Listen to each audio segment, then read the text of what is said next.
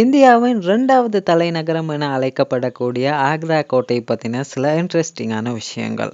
16ஆம் நூற்றாண்டு காலப்பகுதியில் இந்தியாவில் நிலவிய முகலாயர்களோட ஆட்சியின் சின்னமாக ஆக்ரா கோட்டை இருக்குது.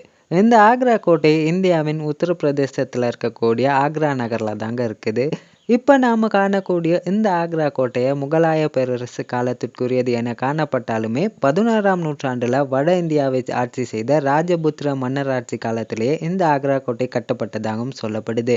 1488 தொடக்கம் 1517ஆம் காலப்பகுதியில் டில்லி சுல்தான் என அழைக்கப்படக்கூடிய சிக்கந்தர் லோடி தன்னோட இருப்பிடமாகவும் இந்த ஆக்ரா கோட்டையை மாற்றியதோட ஆட்சியும் செய்திருக்காரு. இதனால தான் இந்த ஆக்ரா கோட்டை இந்தியாவினுடைய 2வது தலைநகரம் என சிறப்பிக்கப்படுது. இந்த விஷயம் உங்களுக்கு பிடிச்சிருந்தா மறக்காமல் உங்கள் ஃப்ரெண்ட்ஸ்க்கு ஷேர் பண்ணுங்கள். இது போல் இன்ட்ரெஸ்டிங்கான விஷயங்களை தெரிஞ்சுக்க நம்ம சேனலை சப்ஸ்கிரைப் பண்ணி சப்போர்ட் பண்ணுங்கள். தேங்க்யூ.